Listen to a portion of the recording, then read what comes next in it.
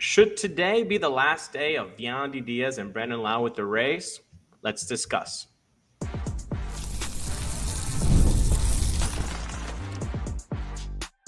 You are Locked On Rays, your daily Tampa Bay Rays podcast. Part of the Locked On Podcast Network, your team every day. Welcome to the Locked On Rays podcast. Locked On Rays is part of the Locked On Podcast Network, your team every day, and we are Kevin and Ulises. And we are lifelong Rays fans who have been podcasting about these Rays since 2019. On today's show, the Rays are hovering around 500 and made a couple of catching trades that we'll discuss the impact on the roster later on in the show. In a few minutes, we'll also talk about additional possible trade chips. Yandy Diaz, Brandon Lowe, Zach Littell, Pete Fairbanks, perhaps Chris Morel. But we'll begin with Evan Closky's thoughts on the Rays' current outlook while playing in the Bronx. The Rays taking the first game, losing the second in gut-wrenching fashion there, with Boyle giving up a 3-run lead and then getting kind of knocked around. Evan, what have you been seeing? And right now, as we currently are recording, the Rays are winning 1-0 in the top of the sixth. How have you been seeing these Rays up in the Bronx? I mean, the first game was a solid win, grinded out type of affair. And, game two, they didn't swing the bats well. But certainly, when Max Fried was on the mound, I think we all penciled that as an L. And then after that game was over, you probably could have won that one. When it comes to Boyle, when he's pumping strikes, he's going to be electric. Drew Rasmussen said that he's pure diesel. So I like calling Joe Boyle the Diesel. It's also a little bit of a wrestling reference.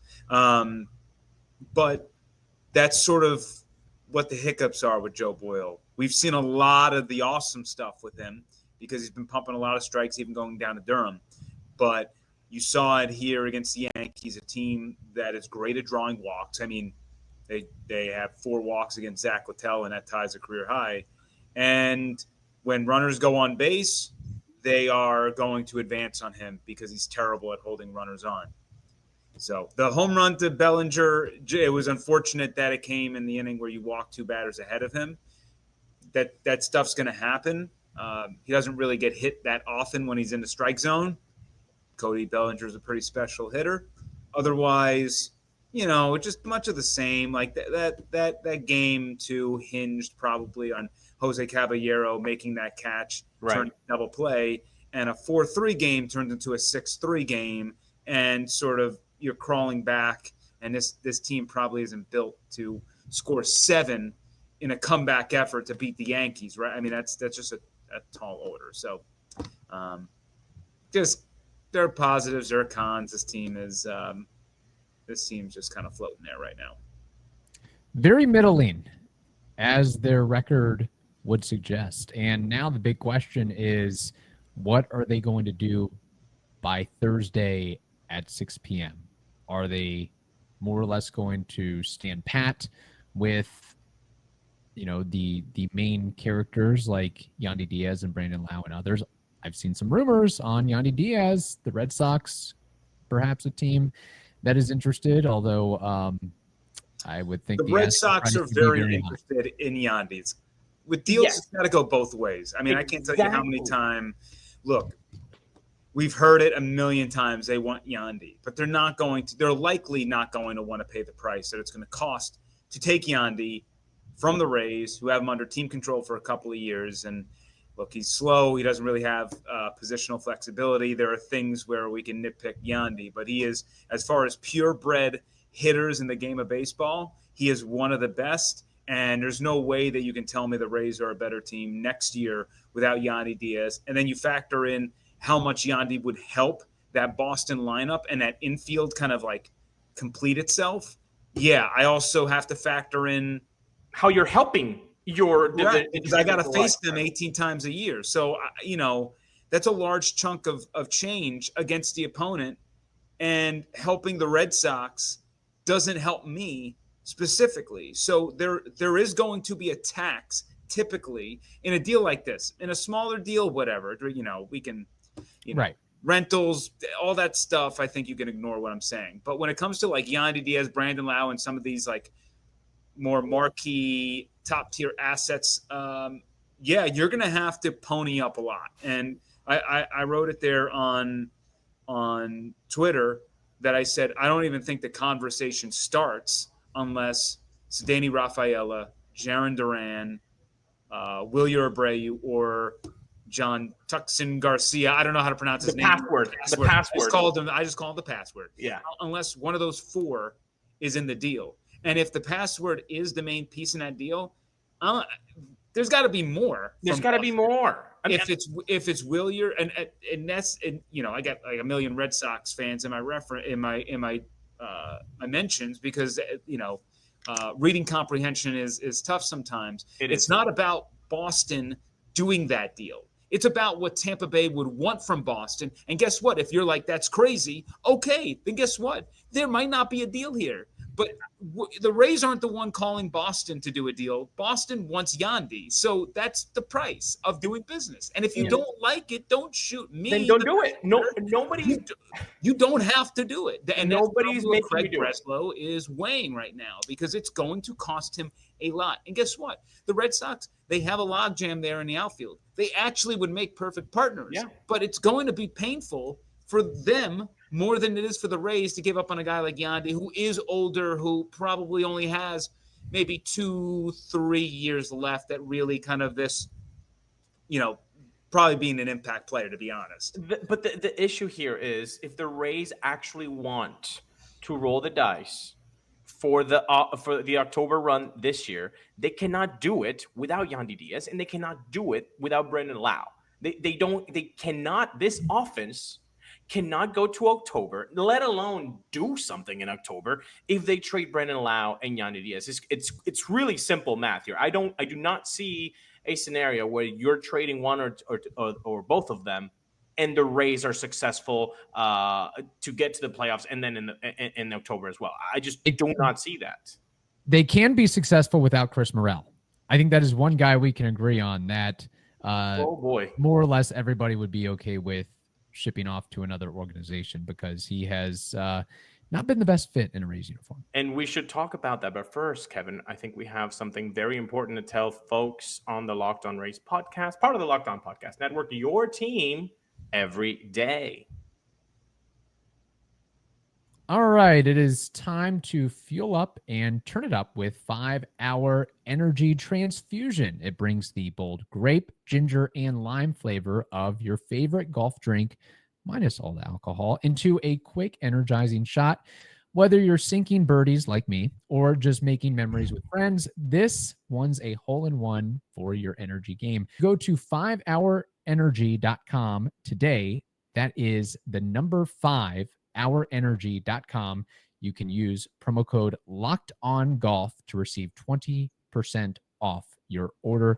This offer is only valid until September 30th on one order and cannot be used with other promotions.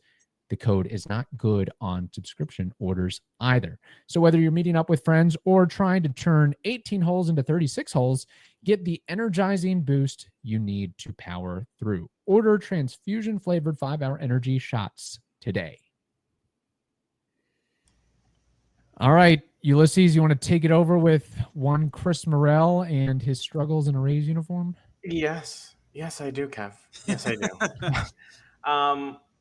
I mean, look, I think we have to first say numbers to people so they understand the picture here. Chris Morel in 2025, hitting 205 on base of 281, 374 slug. That's a 655 OPS. 7 home runs in 210 plate appearances. However, in the month of July, which it's ending, he's hitting 74. That's .074. 194 on base, 185 slug with a 379 OPS in 31 plate appearances. How much longer do we need to see this sunk cost we crapped up on the All-Star Isaac Paredes trade Christopher Morel experiment? Like, what else are they trying to see from him? Because he's shown no power. He's shown no good defense. He's shown okay base running. But really, he is not a positive right now on this Rays roster. So what is his actual role? What are they trying to see? Because in 4 months time, we haven't really seen anything from Christopher Morel. I'm going to push back on that. You have his monthly splits. What were the monthly splits in May and June? They've been decreasing. I don't have it in front of but, me, but July was his worst month. Correct, but I'm pretty sure June he hit 300. May he was maybe like 270. And the fact, and I want to bring that up because in May and June they were utilizing Christopher Morel less and having him hit against pitchers where the pitch mix fit his swing and his profile a lot more. So they found kind of the code to Chris Morel. And then in July, they started tinkering. I don't know if his name was floated out there or so on, but they started throwing him and putting him in the lineup against guys who I don't think it really worked against. And I do have to, and he's hit into some really bad luck in this month.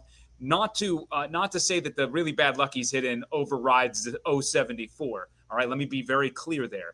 But the whole point of Morel is that he hits the ball hard, he pulls the ball in the air, and he has elite bat speed. But they acquired him, and he never had a defensive position when they acquired him. They moved him to the outfield. He's held his own, but he's not a good defender. So what does he have to do to be productive? He's got to hit. That's what I said since day one. And I do believe that if Erik Neander can hit the ejection button, he would. He has to also get something that is going to be at least something of value to him because Christopher Morel is still, 26 years old. He still has all these tools to him. And there are certain ballparks where I think his profile fit better. He used to fit great in Tropicana Field. Right. And that was part of the equation. And he probably would have a few more homers if he was in Tropicana Field. I think back to some games in the beginning of the season. But the confidence is shot. Really disappointing with how – look, I got to call out Mottola doesn't get all the blame here, right? Every time someone doesn't hit, Mottola gets all the blame. We don't ever reflect on the guys that are doing well and he gets some of that success. But considering that Neander traded Isaac Paredes for this guy, the key piece, this was going to be the big move, and they didn't develop them at all. That is an organizational failure. That's on Erik. That's on Mottola. That's on anybody who had their hands on him. They didn't make it work. So I'm trying to see the splits right here. You probably just take the L. I have the splits here. April he hit 24. In May he hit 143. June he hit 306. Sorry, so was pretty nice. But okay. April and May. Okay, so I was all right. So I was just 1 month. Yeah. Got it. Okay. So then, so 1 month doesn't really override the 3. But I just wanted to give some balance that in my opinion, in that June stretch, and maybe there was some good play at the end of May that crossed into June, but they figured out but you can't have a guy on your bench that you're literally just waiting around once every 8 days to play. Oh, good for him. Pitcher. It doesn't help you in the playoffs either.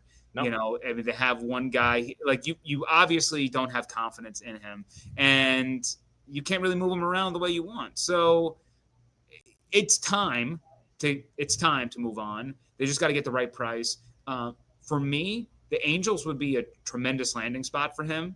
Park factor helps him significantly there, and he's coveted over there with the Angels. Just personally, I would want Zephyr-John, who has some control issues there as a relief pitcher, but his stuff plus really intrigues me, and I think you can maybe try to get a reliever that you can thrust into this bullpen now, and he's also going to have tons of years of control moving forward, and maybe you can salvage something. I think whenever you look back on this Morel deal, Morel Paredes deal, it's going to be an L for Erik, even if Hunter Biggie becomes the closer for this team. He can become Mariano Rivera, though. And well, not my point being is that look, you wouldn't have traded Paredes for a reliever and then a young pitching prospect. Right. So, but I believe first off, big fan of Ty Johnson. I think that he's really good and was a sneaky part of this deal. And I also like Hunter Biggie and his future with the club as a reliever. Still, the deal's main piece was Morel, and it's going to look like an L. Yeah. So if they can get out of it, I think Eric's ready to get out of it, but you can't just – I think DFAing him would just be – I mean, that's a big old waste. They DFA'd Corey Dickerson after being an all-star. They DFA'd some players that after 30 home runs. They DFA'd. And the thing with Chris Morel, too, is that, I know we just talked about not necessarily wanting him on the roster anymore, but he's having a terrible July. His value's probably about at its lowest. So, what are you really going to get in return? So you might honestly have to pull out the string on him.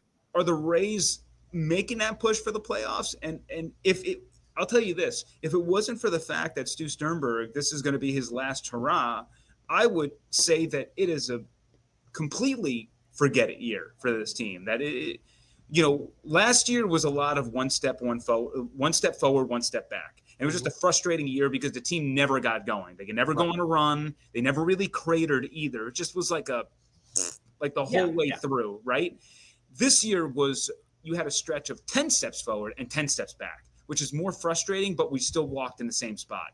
So the fact is they were probably the team we all thought they were entering the year. I think we saw their potential. I think we see their shortcomings. I think it was all exacerbated on both sides of the picture. And if this was a year where you weren't trying to do it for Stu, I would say you got to sell and screw it. Play Morel all of the back end of the year and see if just playing every day is going to help his confidence. But if you are playing to try to honestly, I'm sorry, I can't do that. I can't. In good conscience, I would rather see Chandler Simpson make silly mistakes out in the outfield for him to get better because he's supposed to be a part of this group. If you're trying to develop players, Morel isn't developing by hitting once every 8th day. But he's not part of it. I think you have options. Can you send him to the minors and get some? I'm just saying. My point is not to keep Morel, right? I think we're getting off track. My point. That's not my point. My point is saying that if they were just going to say screw it, then I would say you can holster Morel and see if he can recoup some value by playing him every day and getting some confidence back into him. But considering I think this team still wants to try and make a push if they can, then I think that if you can trade Morel for just a relief piece that can be put into the rotation now, I would take it and just call it good.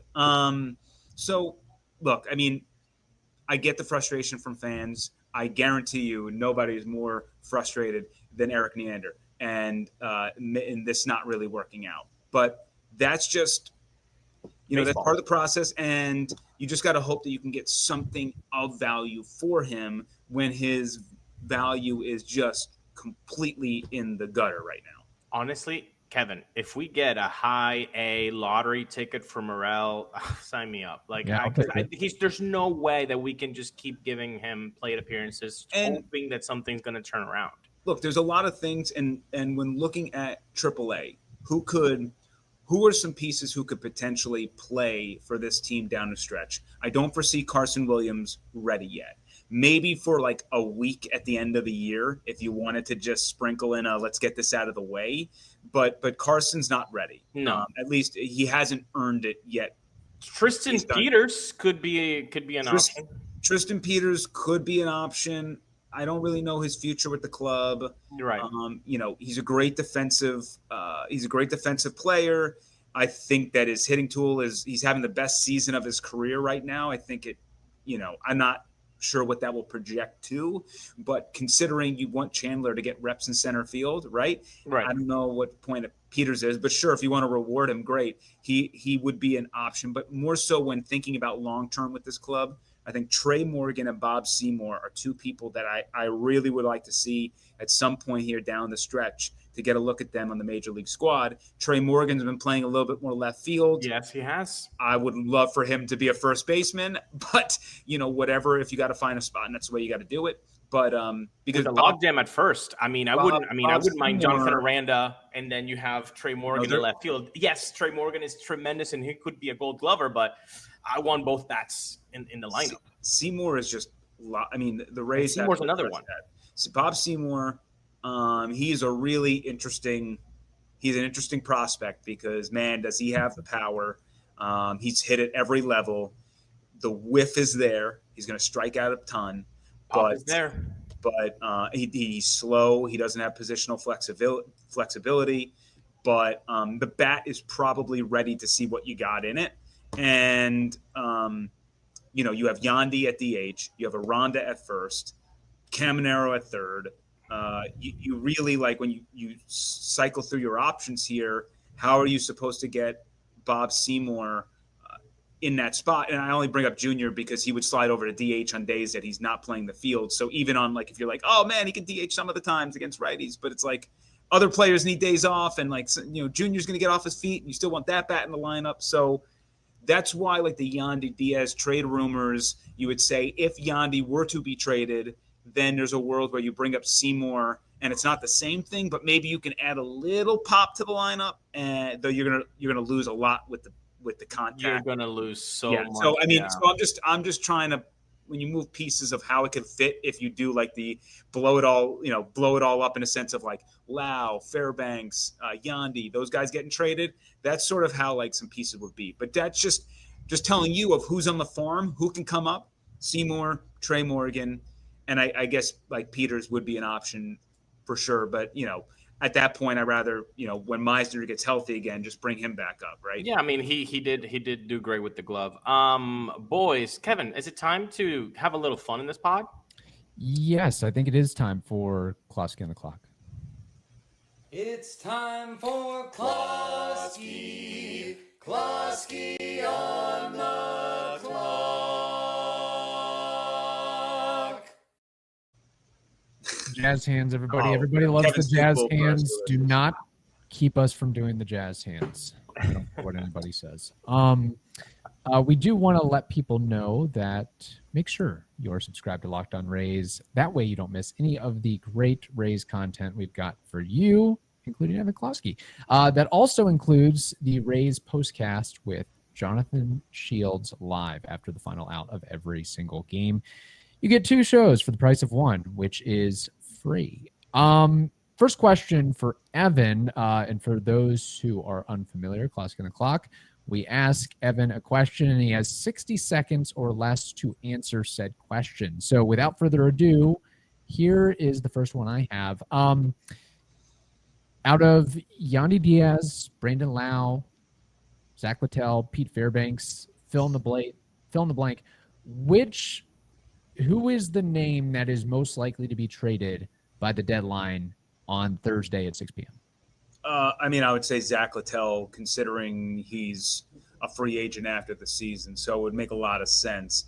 The problem with Zach Littell is that the opinion of Littell in the Rays organization probably differs from the opinion of others around the league.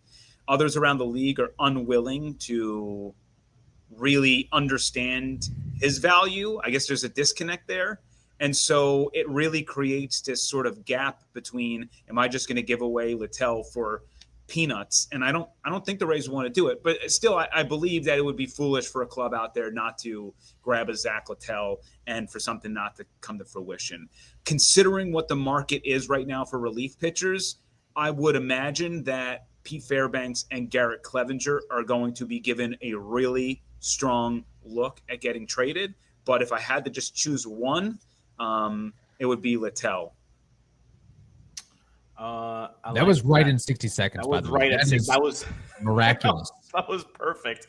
That would be more. That's more impressive than the Rays making the playoffs this year, possibly. That's actually more impressive than Kevin Cash choosing to put Christopher Morel in the cleanup spot and having 3 Ks and a grounded into double play. But who's keeping track of that? Not me.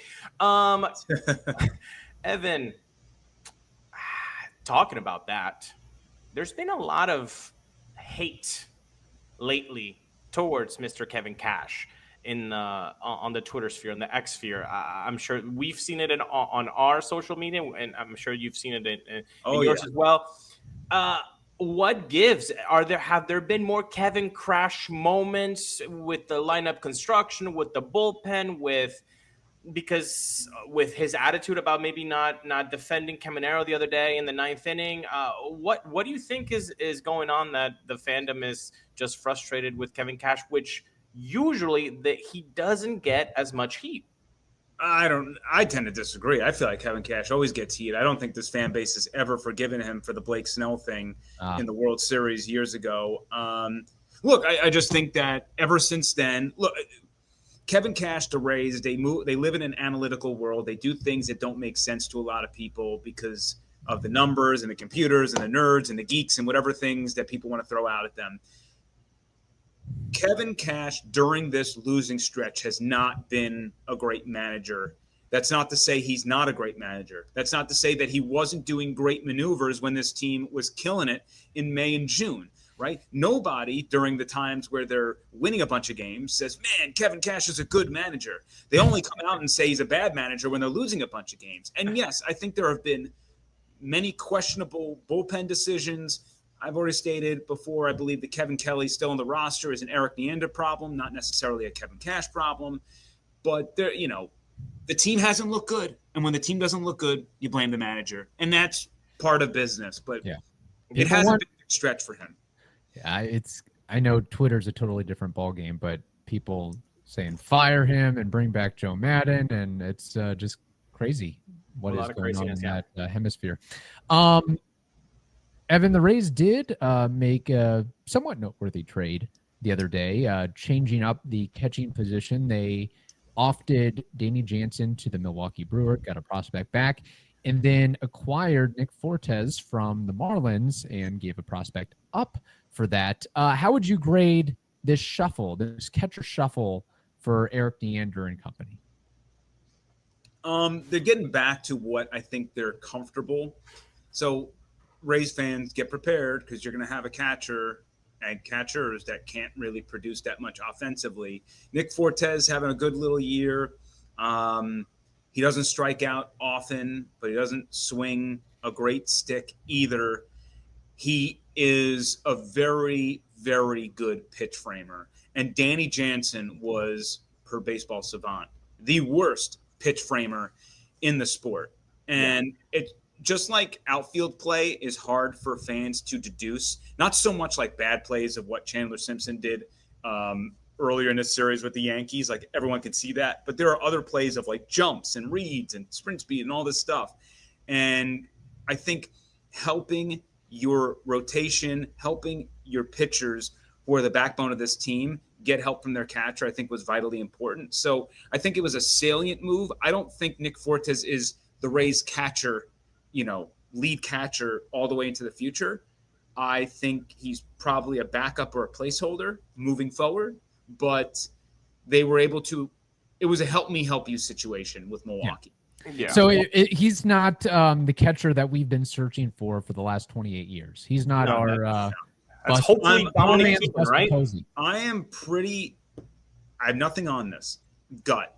I'm pretty convinced the Rays want in on Sean Murphy. Sean Murphy was pulled off of the trade block. They're not feeling him. Maybe in the offseason, but not now. And I think that's sort of when the Taj Bradley rumors started floating out there, because when you think of a return for Sean Murphy and what that would look like, well, who would you give up Taj for? Maybe someone like that. Just talking here, Brewers having, Contreras and then Danny Jansen, man. Yeah, it's not fair. That's pretty nice. Evan, you know what else is pretty nice? Your work. And people need to see your work and hear your work. And where would they be able to find your very fine work? at eClosky WTSP on the X. Love to interact with you as long as you're not a jerk. But also head to 10 Tampa Bay Plus. Not only can you find our 6 and 11 o'clock sportscast, we also do a 6:30 now where we do it a little bit more conversationally. I have the Ultimate Florida Sports Show where my friends with Jacksonville, we talk about all things Florida sports between the Jags, Bucks, Rays, Dolphins, whatever. We go through it all in 30 minutes.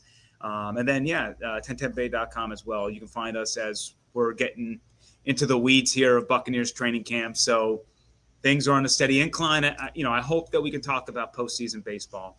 That's my favorite time of the year. Yes. Crossing fingers on that. Yeah.